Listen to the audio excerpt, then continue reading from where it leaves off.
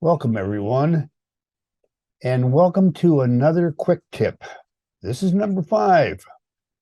This is the Vise with Advice at the Vise. Today, we're going to talk some more about thread torque. Do you pinch or do you tuck? I'm Al Beatty, and as I said, we're going to be talking today about pinching or tucking. They're almost the same thing. Let's take a look at a PowerPoint, give you an idea of what we're talking about, and we'll go from there. Stopping the effects of thread torque. Well, there are a number of ways to do it. Today, we're going to talk, number 1, the pinch loop. And what you do is you just slip the loop into the pinch of the finger and the thumb, loop it around the materials of the hook, and pull up. The finger thumb tuck is almost identical and is sometimes called the same thing.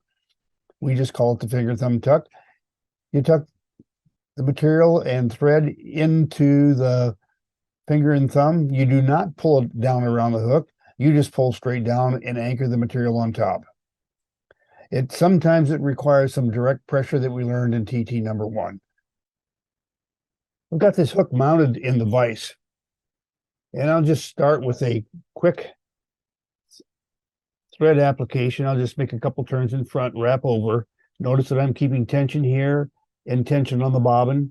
That's what you learned in thread torque number 1. Here we've got a piece of poly yarn that we're going to attach to the hook. We're going to start out with the pinch loop. And what that is we'll pinch the material between our finger and thumb, then down around the hook, and right here where my scissors are, kind of in the middle of my thumbnail, is where we want this thread to be attached to the hook. So we pull it back, come down, back up, and pull up. That's the pinch loop. And as you can see, that anchors the material to the top of the hook. Take a look at the finger thumb tuck. It's almost identical to the pinch loop. Material pinched between the finger and thumb, around the hook, up into the pinch, pull straight down. And that's going to stay there. Most materials will stay there, but understand there's only a half a loop holding it there. It can slip very easily. See how that slipped right off? And that's why we usually do 2 of those.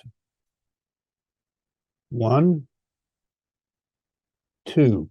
And it ends up with the same thing as we had with the pinch loop. Let's talk about the way we pinch. That's very important.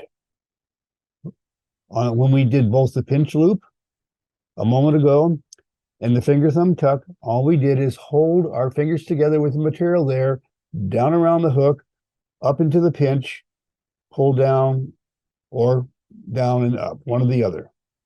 Now, there are different ways to do that pinch. We did just the straight pinch, like we talked about a little bit ago, and that's the way we did it on the finger thumb tuck and on the pinch loop.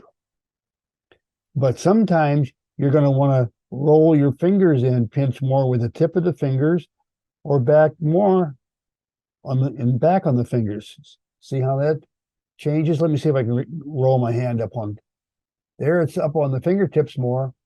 Yeah, it's rolled back more on the pads of the finger. There are a lot of fly tyers say that some things are easier to accomplish with the third finger and the thumb. I have an awful time with that because I've got an old injury in this finger that just very little feeling in it, and I have a hard time holding stuff. So I've always used the forefinger, but use whichever one works best for you. You can get a much better tip-to-tip application with that forefinger. I gotta have to hold mine in place, or it's going to slip off. But anyway, and when do you use something like that? Well, let me show you. Here's just a quill slip that I'm going to put on the hook, and let's pretend that it was going to be a quill wing. Most people take the loop up, down, and then they come back up, and that's the way they put on their wing. And the pinch loop works great for that. A fellow that I know that is an absolutely fantastic fly tyer, Eric Austin, actually uses the pinch loop and then holds the other side and allows the weight of the bobbin to actually anchor the material. It's a very good way to do it. Just like that. On the other hand, you can also use the tips of your fingers or roll back like that to apply that material. Now, I've already damaged this feather right here, so let me just move back just a little bit further on this bundle, and we're going to use the tips of the finger.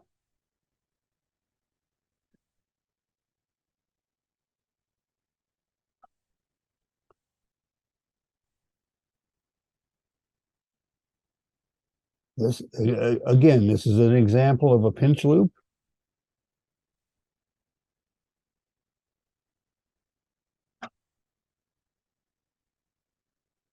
And this is an example of the finger thumb tuck, which you have to take another turn just to anchor that in place. They both work, and it's whichever one you get used to using. I don't think there's a right or a wrong. It's just whatever you're used to doing. Sometimes you have to change too with the materials that you're working with. Well, that's it for today, folks. Do you use the pinch loop or the finger thumb tuck? Well, it's kind of a matter of your preference. You're the fly tyer. Make your materials do what you want them to do.